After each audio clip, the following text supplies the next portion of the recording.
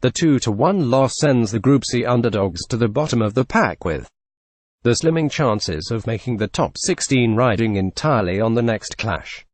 The match started on the right foot as Australia kept one of the Cup's dominant favourites at bay for the entire first half thanks to a commendable defensive effort led by a tireless Matt Ryan in the goal square. But just like death, taxes and a hangover on Boxing Day, controversy arose and soured the green and gold's clash against an international heavyweight. Frenchman Antoine Griezmann was awarded a penalty kick after Aussie Josh Risdon was pulled up for a tackle which initially looked to send the opposition striker flying.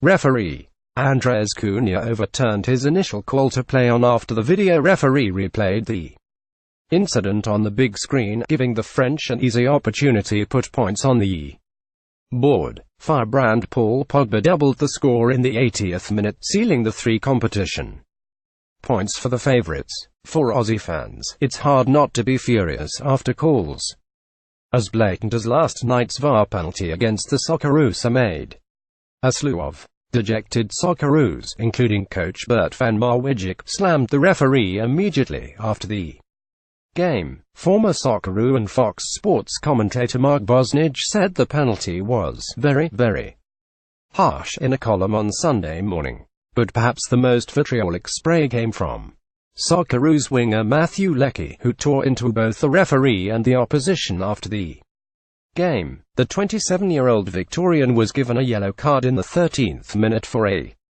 foul on Lucas Hernandez before being pulled up 4 more times over the course of the game. It's disappointing for the game. That's the type of controversy that upsets people about football, he told. It doesn't help when my opponent, the left defender, was falling over and playing a lot of diving. It was frustrating. He was literally falling over without any contact and the referee was giving free kicks. I tried to speak to the referee to tell him I wasn't even touching him. He's waiting for the small contact to fall down. The referee didn't want to hear anything about it. He avoided it, Leckie said. Referee Cunha was far too trigger-happy and gave away fouls too easily. We're playing a World Cup. It's the biggest stage. It's a very important game and there is obviously high intensity and speed in the game, he said. He could have let a lot more go. He was giving easy free kicks which on another day aren't free kicks. Leckie was